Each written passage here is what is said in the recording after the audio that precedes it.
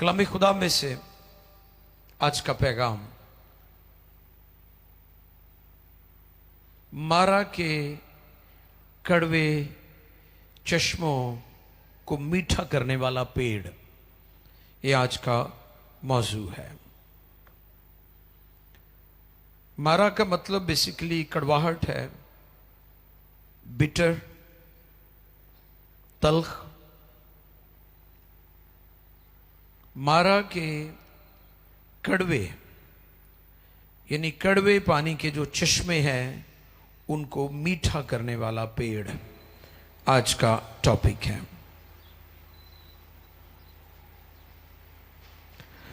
और कलाम खुदा में से खरूज 15वां बाब है और उसकी 22वीं आयत से लेकर 26वीं आयत तक इस पैसेज को हम तिलावत करेंगे। जिनके पास बाइबल मुकद्दस है खोलें, पुराने अहदनामा में से खरूज 15वां बाब और उसकी 22वीं आयत से लेकर 26वीं आयत तक कलाम खुदा में से ये पैराग्राफ जो है, ये जो पैसेज है, इसको हम तिलावत करेंगे और खुदा की खादमा एस्टर पढ़ने में हमारी रहनुमाई फरमाएंगी। खुदावन के कलाम मुकद्दस में यूं रकम है, फिर मूसा बनी इस्राइल को बहरे कुलजम से आगे ले गया और वह शोर के बियाबान में आए और बियाबान में चलते हुए 3 दिन तक उनको कोई पानी का चश्मा ना मिला। और जब वो मारा में आए तो मारा का पानी पी ना सके क्योंकि वो कड़वा था, इसीलिए उस जगह का नाम मारा पड़ गया। तब वो लोग मूसा पर बुड़बुड़ाकर कहने लगे कि हम क्या पिए। उसने खुदावन से फरियाद की। खुदावन ने उसे एक पेड़ दिखाया जिसे जब उसने पानी में डाला तो पानी मीठा हो गया। वहीं खुदावन ने उनके लिए एक आईन और शरीयत बनाई और वहीं ये कहकर उनकी आजमाइश की कि अगर तू दिल लगाकर खुदावन अपने खुदा की बात सुने और वही काम करे जो उसकी नज़र में भला है और उसके हुक्मों को माने और उसके आईन पर अमल करे, तो मैं उन बीमारियों में से जो मैंने मिस्र पर भेजी तुझ पर कोई ना भेजूंगा, क्योंकि मैं खुदावन तेरा शाफी हूँ। आमीन। मुकद्दस कलाम के पढ़े, सुने, समझे और कबूल किए जाने पर खुदावंद की इलाही बरकत सब कहें आमीन। मारा के कड़वे चश्मों को मीठा करने वाला पेड़, ये आज का टॉपिक है। हालेलुया। हमारी टीम जो लोग खड़े हैं उन्हें बिठाने में उनकी मदद किया करें। उधर एक बंदा खड़ा जरूर किया करें आप, मेहरबानी। अजीजों, 15वां बाब खरूज की किताब में इसे बनी इस्राइल का कौमी तराना भी कहा जाता है।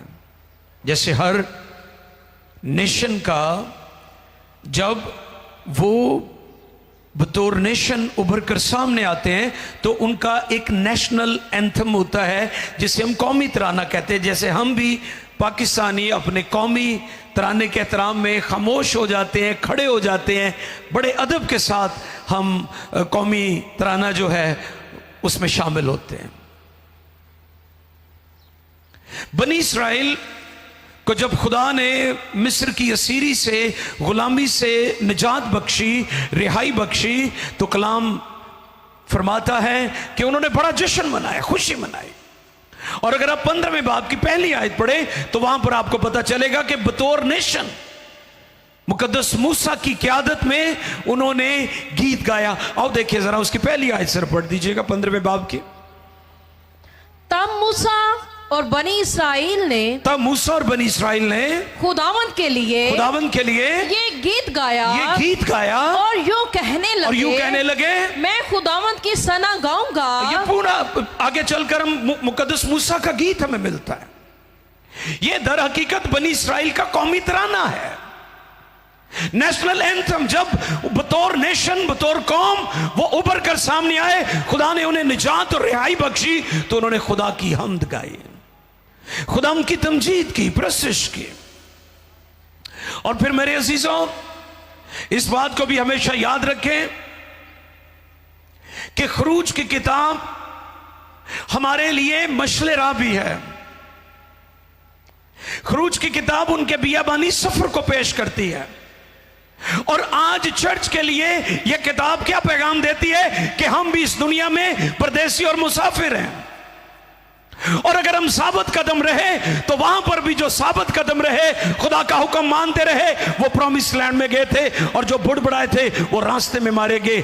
आज चर्च के लिए पैगाम यह है कि अगर आप इस जमीनी सफर में साबित कदम रहे तो आपकी मंजिल मौदा सरजमीन यानी आसमान, नया यरूशलेम और नया आसमान और नई जमीन है। यह किताब इसलिए लिखवाई गई है ताकि चर्च को यह पैगाम दिया जाए कि जैसे बनी इस्राइल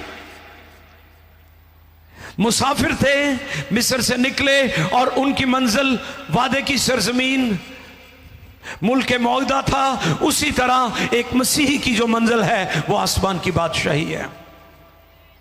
इसलिए लाजिम है कि आप सब साबित कदम रहे और वही करें जो कुछ खुदा कहता है।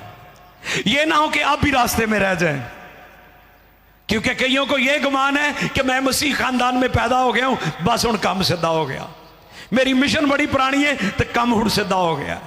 सब तो पुरानी मिशन साडी है, यह भी लोगों को बड़ा गुमान है।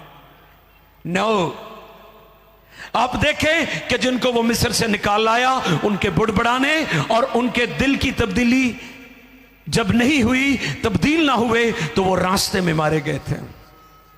तो यह किताब इसलिए खुदा ने लिखवाई है और बाइबल का हिस्सा है ताकि आज चर्च इसको अंडरस्टैंड करे। अब जैसा मैंने बताया कि वो शोर के बियाबान में पहुंचे और 3 दिन तक उन्हें पानी ना मिला। कितने दिन तक?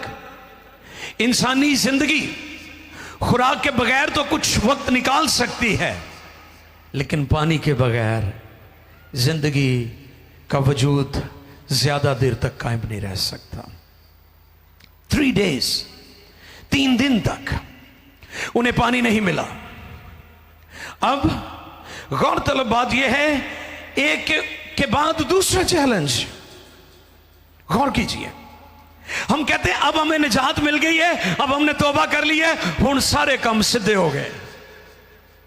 नो, तौबा के बाद, बपतिस्मा लेने के बाद आपका आगाज होता है, अंजाम नहीं है। आप सफर शुरू कर देते हैं।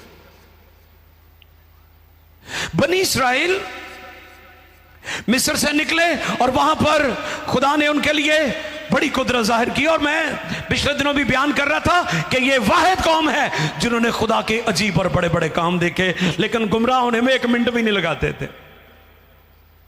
इन्होंने पानी को फटते हुए अपनी आंखों से देखा। ये ऐसी कौम है, इन्होंने फरिश्तों की खुराक खाई बियाबान में। गौर कीजिए, कोई है दुनिया में कोई और ऐसी कौम जिन्होंने फरिश्तों की खुराक खाई हो, आसमान से मन बरसा। ये ऐसी नेशन थी। अब मिस्र से निकले हैं, गुलामी खत्म हो गई, लेकिन आगे ठाठे मारता बहरे कुलसम, उसका पानी फट गया था। इन्होंने अपनी आंखों से देखा। अब यह मुसीबत खत्म हुई, यह दुख खत्म हुआ, तो फिर आगे शोर का बियाबान था। हम कहते हैं कि हुण असीं दुआ करा लईए, हुण सारा काम सीधा हो गया, कारोबार भी सीधा, सेहत भी ठीक हो गई, ना आपां हुण गिरजे जाना, बस चंदा भेज दिया करांगे। नहीं नहीं नहीं नहीं नहीं नहीं नहीं, वो ठीक है, उसकी अपनी एक हैसियत है। आप खिदमत के लिए रुपए पैसा देकर आप खुदा की ताजीम करते हैं, दैट्स ओके। लेकिन आप याद रखें, आपकी जिंदगी में चैलेंज तब तक है जब तक आप जमीन पर हैं। जब हम आसमान की बादशाही में जाएंगे, ईमानदारों के चैलेंज हमेशा हमेशा के लिए खत्म हो जाएंगे। लेकिन जब तक आप दुनिया में हैं, आपके चैलेंज बरकरार रहते हैं। ईमानदार के चैलेंज सिर्फ खुदा की बादशाही में खत्म होंगे। बियाबान सामने आ गया, और फिर चैलेंज क्या बना? अब पानी नहीं है उनके लिए, पानी। पिछले दिनों हमने रोटी की बात की थी, आज हम पानी की बात करेंगे। अब पानी का चैलेंज है उनके सामने। और जैसे मैंने कहा कि इंसान रोटी खुराक के बगैर तो जिंदा रह सकता है, लेकिन पानी के बगैर बहुत मुश्किल है। बहरे कुलज़म और शोर का बियाबान, और फिर 3 दिन पानी मुयस्सर नहीं था, और अगर मिला भी तो केड़ा पानी? कड़वा पानी। इसलिए उसका नाम, ये लफ्ज मारा जो है इब्रानी लफ्ज है। रूत की किताब में भी लिखा है, मुझे मारा कहो क्योंकि मैं तलखी से भरी हूं, मैं कड़वाहट से भरी हूं, मेरी जिंदगी में तलखी है, बिटरनेस है, कड़वाहट है, कुछ अच्छा नहीं है। आप बीमार हो जाए, आप अक्सर कहते हैं मेरा मुंह कड़वा हो चुका है, मुझे कुछ अच्छा नहीं लगता। जो भी आप खाते हैं वो उसका कोई टेस्ट नहीं होता, बेजायका हो जाता है, उसमें कोई लज्जत नहीं होती। जिन लोगों की जिंदगी में कड़वाहट है, उनकी जिंदगी का कोई रंग नहीं है, कोई टेस्ट नहीं उनकी लाइफ में। उनको जिंदगी, हालात, खुराक, चीजें, रुपया पैसा, हर चीज बेमकसद नजर आती है क्योंकि कड़वाहट है। अब वो सब कुछ भूल गए, जब कड़वा पानी पिया वो मिस्र को याद कर रहे हैं। मिस्र को वो बहुत मिस करते थे। बेशुमार लोग अपने माजी को बहुत मिस करते हैं। बेशुमार लोग अपनी माजी की बेवकूफियों पर भी फख्र करते हैं। बनी इस्राइल का भी यही प्रॉब्लम था। वो खुदा के उन कामों को जो वो हाल में उनके लिए कर रहा था, उस पर गौर नहीं कर रहे थे। वो माजी की तरफ बड़ी जल्दी लौट जाते थे। हम भी ऐसे ही करते हैं, हम बड़ी जल्दी चीजों को भूल जाते हैं और शिकायत करना शुरू कर देते हैं, बुड़बड़ाना शुरू कर देते हैं। कड़वा पानी जो पीने के काबिल न था, जिंदगी मौत बन गई और जिंदगी मौत बनकर उनके सामने थी। शिकायत करने लगे। ये वो लोग हैं जिन्होंने शिकायत की, मिस्र में तो पानी मिलता था। ये नामुकम्मल निजात याफ्ता जो लोग हैं, जिनको नामुकम्मल निजात मिली है, ये उनकी तस्वीर है। ये शिकायत करने वाले लोग इनकी तस्वीर है जिनको नामुकम्मल निजात मिली है। आपको पता है नामुकम्मल निजात से मुराद अद्धा रूहानी ते अद्धा जिस्मानी। ठीक है, चर्च में रूहानी और बाहर जाकर जिस्मानी। असल पता तो लगता है जो विआह हुंदा है। अच्छा, वो उदों ही पता लगता है जो पादरी साहब नूं कहंदे रोटी लई दुआ करियो कि क्रिश्चनां दा ही विआह है, नहीं तो पग्गां तो ऐ ही लगदा जिवें इंडिया च पहुंचे हुए ने। तुसीं वेख लियो लोकां दा हाल, और इन्ने पैसे खर्च करते हैं। हाय हाय हाय हाय।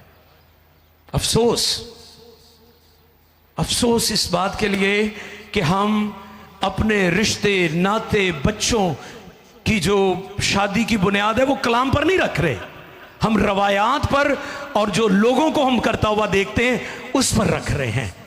इन्ने खर्चे करके भी आज जोड़े कामयाब नहीं। तो मैनू याद आ कि मेरी अम्मी अपने जेठ नूं वेखे तो मुंह लकांदी हुंदी सी।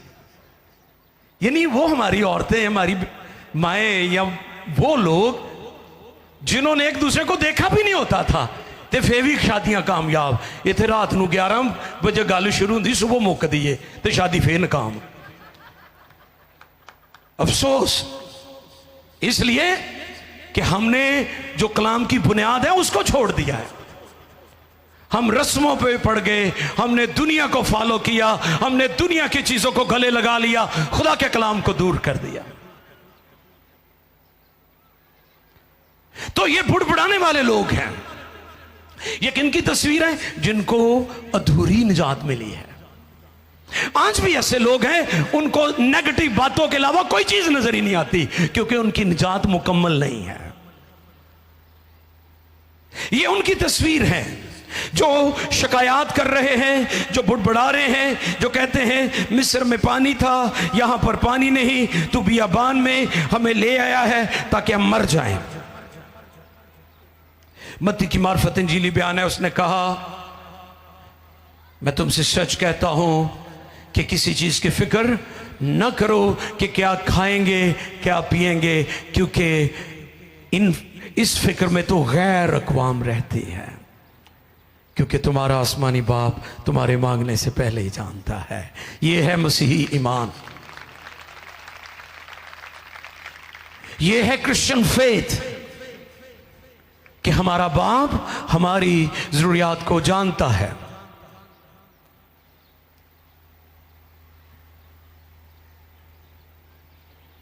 वो भूल गए कि खुदा हमें मिस्र से निकाल लाया। वो भूल गए कि खुदा ने बहरे कुलज़म को 2 हिस्सों में किया। वो भूल गए कि खुदा मिसबाबुल असबाब है, सब कुछ कर सकता है। He is almighty. हालेलुया। ते जदों रोन लापे पिटन लापे ते फिर खुदा ने मूसा दी दुआ दा जवाब दिता। मूसा नूं तंग बड़ा इन्हां ने कीता और मूसा भी चंगा सी, इन्हां दियां गल्लां ही सुनदा रहा, क्योंकि लिखा है कि वो रोए ज़मीन पर सबसे ज़्यादा हलीम शख्स था। और मूसा की ज़ात के लिए, उस हस्ती के लिए ज़ोरदार तालियां बजाएं। इन्नियां नलैक हरकतां करदे सी, मुकद्दस मूसा फिर भी तुरिया रहा लैके उन्होंने। खुदा सब कुछ कर सकता है। और खुदा ने मुकद्दस मूसा की दुआ का और दिखाया क्या उसे? एक पेड़, एक दरख्त दिखाया। तो टॉपिक क्या है आज का? मारा के कड़वे चश्मे और उनको मीठा करने वाला पेड़, ये आज का टॉपिक है। मूसा की दुआ का जवाब आ गया। जवाब क्या आया? खुदा ने उसे पेड़ दिखाया। और आपको पता ये पेड़ किस चीज की तस्वीर है? ये यीशु मसीह की सलीब की तस्वीर है।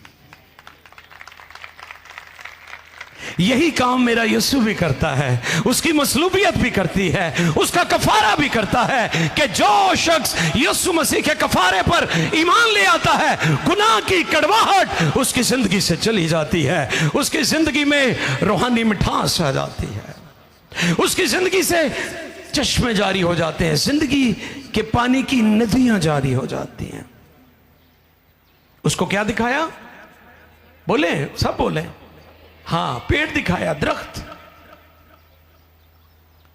और जब दरख्त दिखाया और खुदा ने कहा कि इस पेड़ को ले, ये खारी पानी को मीठा कर देगा। अच्छा, वहां पर सिर्फ एक चश्मा कड़वा नहीं था। वो जो शोर का बियाबान है, ये सारा इसका पानी कड़वा था, एक चश्मा नहीं। आप इस तरफ चले जाएं, स्टैना रोड की तरफ, जैसे अब इस तरफ जाते हैं तो आपको वो जो सेम के इलाके मिलेंगे, जमीन से पानी बाहर निकला होता है, वहां पर कोई नबातात नहीं होती है। जहां पर कड़वा पानी होता है वहां पर नबातात बिल्कुल नहीं होते, वो बंजर और वीरान जमीन होती है। और अब वो वीराने में चले गए हैं और वो बुड़बुड़ा रहे हैं और वो रो रहे हैं और वो चिल्ला रहे हैं कि हम मिस्र से निकले, मिस्र की मुसीबत खत्म हुई और फिर बहरे कुलज़म की मुसीबत से जान छूटी, अब हम शोर के बियाबान में आ गए हैं। अब तो एक नई मुसीबत हमारी जिंदगी में आ गई है। और वहां पर खुदा ने मूसा को एक पेड़ दिखाया और खुदा ने कहा कि तू इस पेड़ को ले और पानी में डाल और कड़वा पानी मीठा हो जाएगा। और यही काम यीशु की सलीब करती है। गुनहगार की जिंदगी में जब कफारे की कुदरत आती है, गुनाह भरी जिंदगी, कड़वाहट से भरी हुई जिंदगी, तलखियों से भरी हुई जिंदगी बरकत, शिफा, निजात को रिसीव करती है। हालेलुया।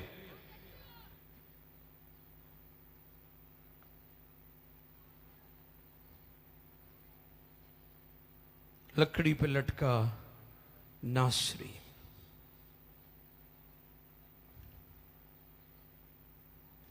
और फिर आपसे सवाल है कि आपकी जिंदगी का कौन सा हिस्सा मारा है।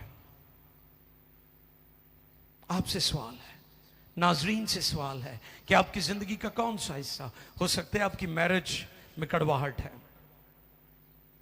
हो सकता है आपके बिजनेस में कड़वाहट है, हो सकता है आप एजुकेशन में नाकाम हो गए हैं, हो सकता है आपके रिश्ते नाते दोस्त बहन भाई आपके जो ताल्लुकात है वो कड़वाहट से भरे हुए हैं। और आज सुबह मैं आपको पैगाम देता हूं, अगर आपकी जिंदगी का कोई ऐसा हिस्सा जो मारा बन चुका है, कड़वाहट से भरा हुआ है, तो उस पेड़ को, उस दरख्त को, उस लकड़ी को जो लकड़ी पर लटकाया गया है, उसको अपनी जिंदगी में ले लें, आपकी कड़वाहट चली जाएगी। खुदा आपके बिजनेस को बरकत देगा, खुदा आपकी मैरिज को बरकत देगा, खुदा आपके बच्चों को बरकत देगा, खुदा आपकी चीजों को रिस्टोर करेगा। खुदा ने मूसा की दुआ का जवाब दिया कि अब तेरी कड़वाहट, इस पानी की कड़वाहट दूर हो सकती है, इस पेड़ को ले ले। और फिर जब हम गौर करते हैं, एक और वाक्य है जो गिनती की किताब में है। गिनती की किताब 21वां बाब,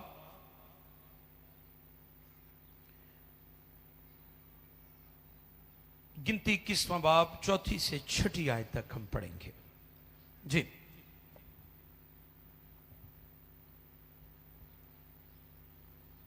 फिर उन्होंने कोहे हूर से रवाना होकर जी बहरे कुलजम का रास्ता लिया, ताकि मुल्के अदूम के बाहर घूम कर जाएं। लेकिन लोगों की जान उस रास्ता से आजिज आ गई, और लोग खुदा की और मूसा की शिकायत करके कहने लगे कि तुम क्यों हमको मिस्र से बियाबान में मरने के लिए ले आए। यहाँ तो ना रोटी है ना पानी, और हमारा जी इस नकम्मी खुराक से कराहियत करता है। वाह, कौन सी खुराक से? आप गौर करें बनी इस्राइल की हालत पर कि वो खुराक जो आसमान से उतरी, उनको उस खुराक के लिए अल्फाज ही नहीं मिले, उसको नकम्मी खुराक कह रहे हैं। आज जिवें दे आजकल दे न्याणे जंक फूड,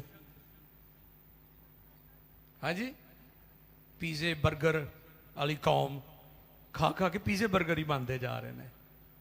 तुम वेखो उन्होंने लंघदी नहीं, कुछ सब्जी वाले पासे तो आते नहीं गए ना ना ना, वेजिटेबल्स नहीं आएंगे।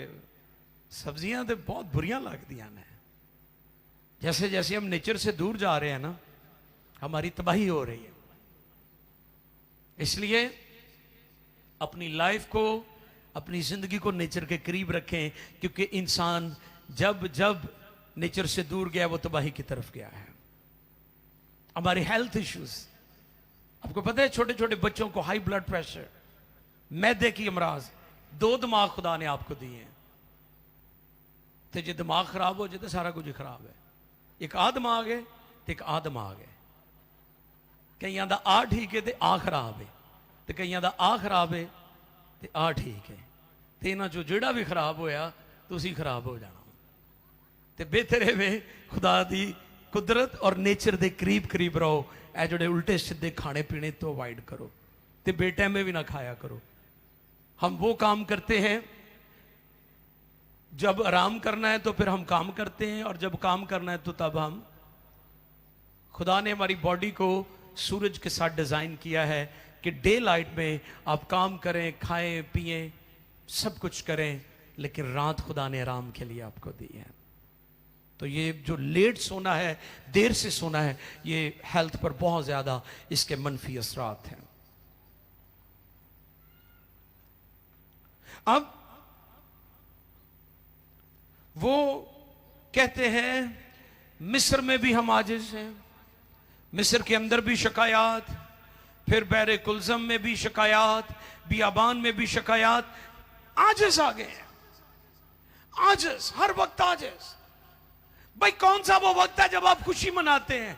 कौन सा वो वक्त है आप शुक्रगुजारी करते हैं कि हर वक्त आपकी जिंदगी में बुड़बड़ाना ही है? हर वक्त आपको नेगेटिव चीजें नजर आती हैं, आप पॉजिटिव चीजों को नहीं देख सकते। यह पैगाम है आज। वो आजिज आ गए, फरिश्तों की खुराक को नकम्मी खुराक कहने लगे। और वो जो यहां पर शिकायत के लिए इब्रानी लफ्ज है, वो कुफर के मानों में आता है, जिसे ब्लास्फेमी कहते हैं। क्या करने लगे? वो कुफर बकने लगे, खुदा की जात, उसके मौजज़ात को नजरअंदाज करके।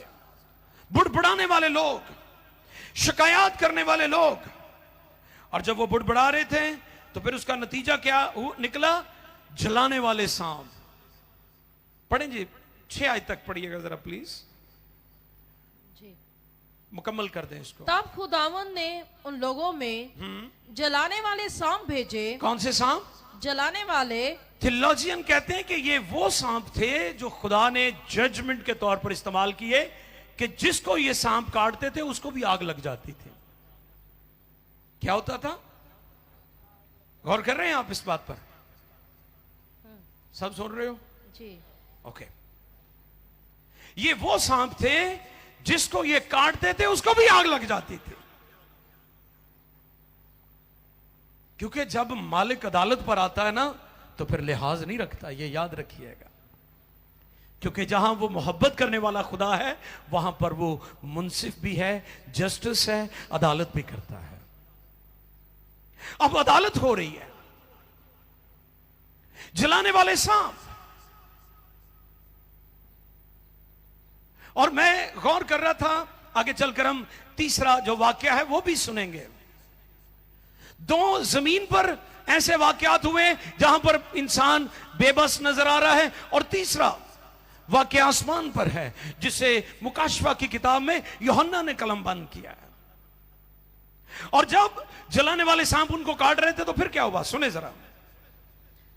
तब खुदावन ने उन लोगों में जलाने वाले सांप भेजे। जी। उन्होंने लोगों को काटा। उन्होंने लोगों को काटा, और बहुत से इस्राएली मर गए। बहुत से इस्राएली मर गए। तब वो लोग मूसा के पास आकर कहने लगे कि हमने गुनाह किया, क्योंकि हमने खुदावंद की और तेरी शिकायत की। सो तू खुदावंद से दुआ कर कि वो इन सांपों को हमसे दूर करे। चुनाचे मूसा ने लोगों के लिए दुआ की।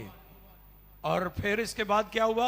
तब खुदावन ने मूसा से कहा कि एक जलाने वाला सांप बना ले और उसे एक बलि पर लटका दे। और जो सांप का डसा हुआ उस पर नजर करेगा वो जीता बचेगा। सोल्यूशन खुदा ही दिंदा है, बाकी सोल्यूशन आरजी होंदे ने, याद रखो, है ना। कभी कोई वायरस आ गया, ओदी बेचारे कढ़ते ने वैक्सीन कढ़ते ने, तो फिर कोई होर नवी मुसीबत बन जाती है। अबदी इलाज सिर्फ खुदा को ही है, असल सोल्यूशन सिर्फ खुदा ही काटता है। वहां पर पानी कड़वा था, खुदा ने कहा पेड़, और मैंने आपको बताया कि पेड़ यीशु मसीह की सलीब की तरफ इशारा कर रहा है। अब यहां पर जलाने वाले सांप है, तो मूसा ने बल्ली के ऊपर एक सांप को लटका दिया जो पीतल का था। तो फिर यीशु मसीह ने यूहन्ना 3:14 में कहा, आए देखें, यह भी तस्वीर यीशु मसीह की सलीब की तरफ लेकर जाती है। यूहन्ना 3:14 पढ़िएगा जी, यूहन्ना 3:14।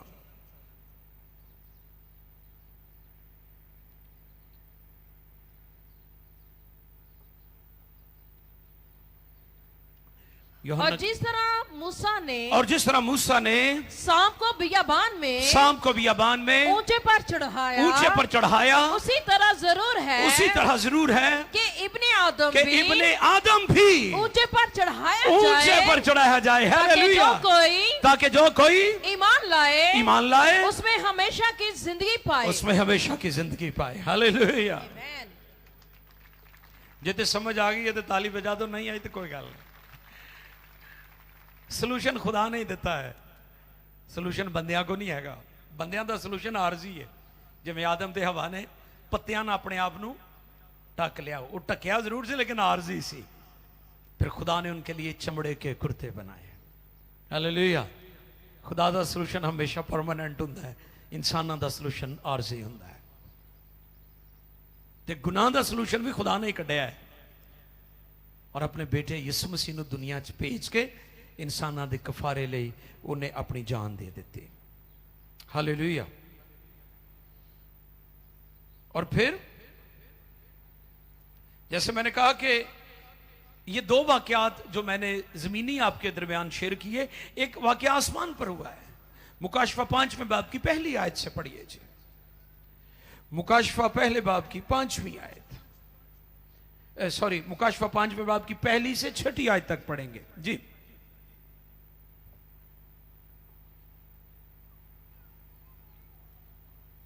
और जो तख्त पर बैठा था जी, मैंने उसे दाहिने हाथ में एक किताब देखी जो अंदर से और बाहर से लिखी हुई थी और उसे 7 मोहरें लगाकर बंद किया गया था। फिर मैंने एक जोरावर फरिश्ता को बुलंद आवाज से ये मुनादी करते देखा कि कौन इस किताब को खोलने और उसकी मोहरें तोड़ने के लायक है। और कोई शख्स आसमान पर या जमीन पर या जमीन के नीचे उस किताब को खोलने या उस पर नजर करने के काबिल ना निकला। पढ़ते जाए। और मैं इस बात पर जार जार रोने लगा। यूहन्ना मायूस हो गया, बेचैनी आ गई और वो परेशान हो गया कि इस किताब और इसकी मोहरों को खोलने के लिए कोई भी गालिब नहीं आया। तो वो रोने लगा। ये उसकी बेचैनी, उसकी मायूसी, उसकी अबतरी और उसके तजब्जुब की अलामत है कि वो जार जार रो रहा है। फिर आगे क्या लिखा जी, सुने। और मैं इस बात पर जार जार रोने लगा, जार जार रोने लगा कि कोई उस किताब को जी खोलने या उस पर नजर करने के लायक ना निकला। तब उन बुजुर्गों में से एक ने मुझसे कहा कि मत रो, देख यहूदा के कबीले का वो बब्बर, हाँ जी, जो दाऊद की असल है। अब यहां पर रुक जाए। यहां पर ये नहीं लिखा दाऊद की नस्ल है, क्या लिखा है? असल। असल है। वो दाऊद की असल है क्योंकि वो जमीनी नहीं था, वो आसमानी था, इसलिए वो दाऊद की असल है। हालेलुया। दाऊद की असल है। और फिर आगे, देख यहूदा के कबीले का वो बब्बर जो दाऊद की असल है, उस किताब और उसकी 7 मोहरों को खोलने के लिए गालिब आया। हालेलुया। खुदा के जलाल के लिए जोरदार तालियां बजाएं।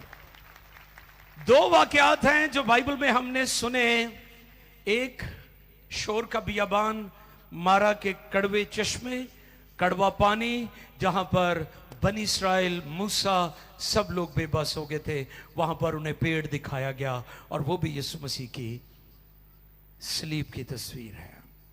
और फिर जब जलाने वाले सांप बनी इस्राएल को डस रहे थे और वो मर रहे थे, तो वहां पर भी खुदा ने मूसा को सलूशन बताया कि पीतल का सांप बल्ली पर लटका दे और जो कोई सांप का डसा वो उसे देखेगा वो बच जाएगा। ये 2 वाकयात जमीन पर हुए हैं। और तीसरा वाकया जो है ये आसमान का है।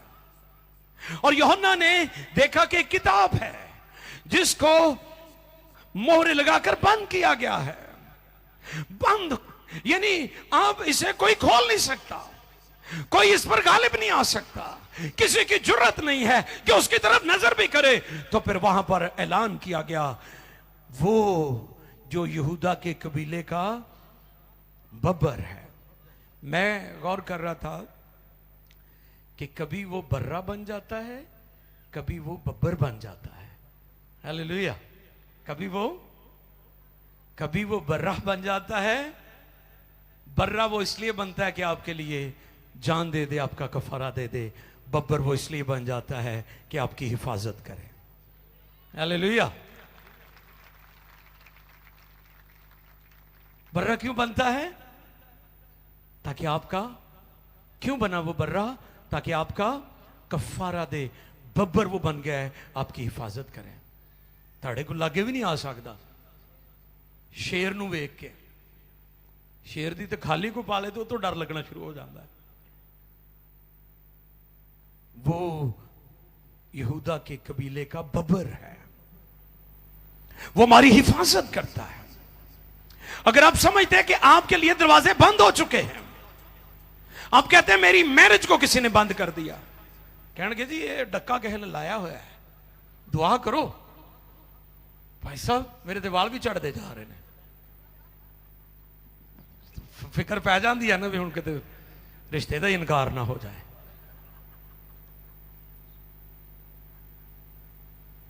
दुआ करो। एक किसी ने ना बनया हुआ है, मेरा कारोबार भी बनया है, तो आपके लिए मेरे पास गुड न्यूज है, यहूदा के कबीले का बब्बर उस पर गालिब आया है। आपके लिए जो दरवाजे बंद हैं वो खुल जाएंगे, जो चीजें रुकी हुई वो मिल जाएंगी, क्योंकि आसमान पर इसका ऐलान किया गया कि वो गालिब आया है, यहूदा के कबीले का बब्बर।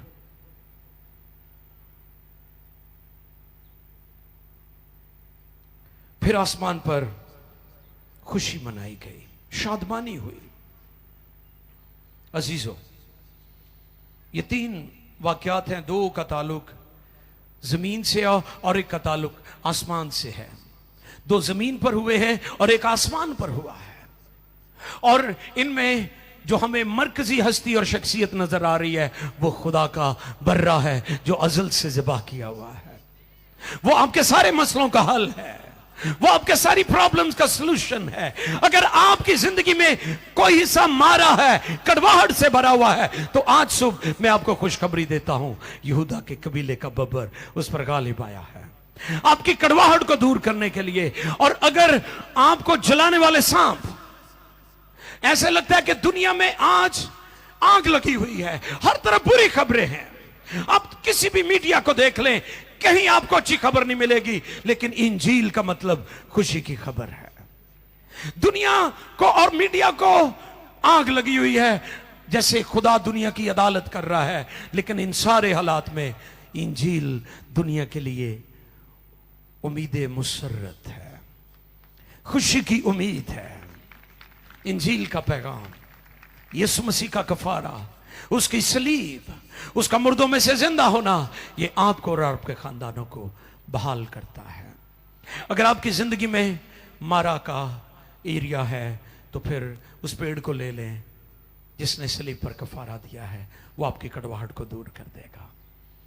आमीन। और सब खड़े हो जाएं, और सब खड़े हो जाएं और से कहे, खुदाबंद मेरे मारा की कड़वाहट को दूर कर दे। कई लोग आपकी जिंदगी में कड़वाहट बनकर आए हैं, लिखा है वो टमटमाती को बुझने ना देगा। टमटमाती, सुने गौर से, कलाम फरमाता है कि वो टमटमाती को बुझने ना देगा। आप कई दफा दिया रोशन करते हैं। एक वक्त था, पुराना जमाना, लोग लालटेन और दिए और चिरागों से रोशनी का काम मदद लेते थे, और अगर वो उसकी वो बत्ती ठीक नहीं होती थी, जो रुई उसमें होती थी, जिसे सन बोलते हैं, तो फिर धुआं भी साथ आता था, और धुआं बड़ा इरिटेटिंग होता है। आपकी आंखों में चुभन होती है, आपके आंसू निकलते हैं, आप रोते हैं। ऑलवेज स्मोक, धुआं जो है आपको इरिटेट करता है। कई लोग आपकी जिंदगी में उस धुएं की तरह है जो आपको इरिटेट कर रहे हैं, लेकिन आज सुबह आपके लिए गुड न्यूज है कि वो आपके खारी चश्मों को मीठा करने की कुदरत रखता है। वो आपकी जिंदगी की कड़वाहट को दूर करना चाहता है, वो आपके अंदर से बिटरनेस को दूर करना चाहता है, वो आपके अंदर से बुड़बुड़ाने वाली स्पिरिट को निकालना चाहता है, ताकि आप ताजे और मीठे चश्मे बन जाएं। और इसलिए उसने कहा कि जो मुझ पर ईमान लाएगा उसके अंदर से जिंदगी के पानी की नदियां जारी हो जाएंगी। और अपने दोनों हाथ आसमान की तरफ बुलंद करें, सब लोग जो पीछे हैं, कुर्सियों पर हैं, वो भी खड़े हो जाइए और अपने हाथों को आसमान की तरफ बुलंद कीजिए और चंद लम्हों के लिए दुआ करना शुरू कीजिए। उसे कहे, खुदाबंद मेरे चश्मों को मीठा कर दे, मेरी कड़वाहट को दूर कर दे, मेरी जिंदगी में जो भी कड़वाहट बनकर आया है, मेरी मिनिस्ट्री के अंदर, मेरे खानदान के अंदर, मेरे ऑफिस में, मेरे बिजनेस में, मेरी लाइफ के अंदर, बच्चों में, खानदान में, फैमिली में, अगर आपकी मैरिज, आपका बिजनेस, आपके बच्चे कड़वाहट से भरे हुए हैं, तो आज सुबह खुदा आपको और आपके बच्चों को उनकी जिंदगी में मीठे चश्मे जारी करना चाहता है।